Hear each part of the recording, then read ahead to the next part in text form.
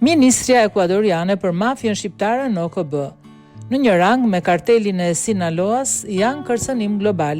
Kartelet shqiptare në Amerikën Latine kanë marrë vëmendjen e botës në Organizatën e Kombeve të Bashkuara, ka qenë ministrja e punëve të jashtme të Ekuadorit, Gabriela Sommerfeld, e cila i ka përmendur me emër kartelet shqiptare bashkë me ato meksikane Sinaloa dhe Jalisco Nueva Generacion.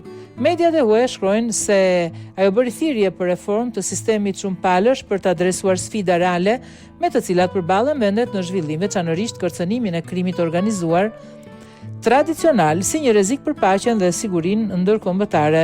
Multilateralizmi duhet të evoluojë dhe të përgjigjet kërkesave aktuale të njerëzve dhe për të përballur me kërcënimet e reja, tha ajo, e cila përfaqësoi presidentin Daniel Noboa në Asamblenë e Përgjithshme të Kombeve të Bashkuara. Ajo argumentoi se koncepti i paqes dhe sigurisë ndërkombëtare duhet zgjerohet për të përfshirë krimin organizuar transnacional, një fenomen që minon qeverisjen, nxit korrupsionin, përjetëson dhunën dhe gryen perspektivat për progres. Këto organizata shkaktojnë pasoja ekonomike, politike dhe sociale të ngjashme me ato të konflikteve të armatosura ndërkombëtare.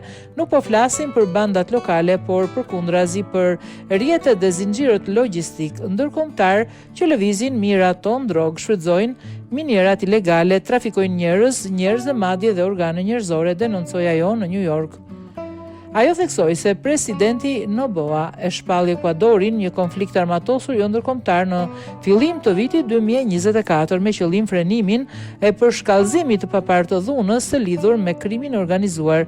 Ky vendim çoi në klasifikimin e bandave kriminale si grupe terroriste, duke përfshirë organizatat e lidhura me kartelet meksikane Sinaloa dhe Jalisco Nueva Generacion dhe mafjen shqiptare në Europë.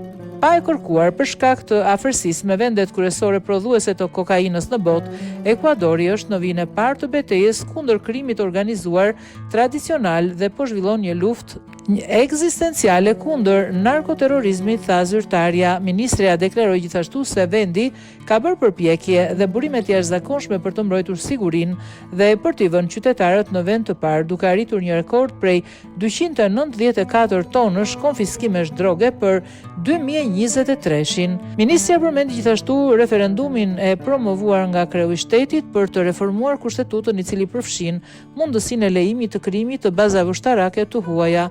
Reforma do të lejojë vendeve të tjera të operojnë pika strategjike që mund përdoren për të kontrolluar dhe monitoruar aktivitetet kriminale në dobi të paqes dhe të sigurisë ndërkombëtare, tha ajo. Ajo u prit në sallat e OKB-s nga sekretari i përgjithshëm i Kombeve të Bashkuara Antonio Guterres dhe më pas zhvilloi takime me përfaqësues të Paraguajit, bllokut evropian dhe mori pjesë në takimin e Shteteve të Bashkuara të Amerikës të quajtur Shpërbërja e organizatave kriminale tradicionale në hemisferon perëndimore.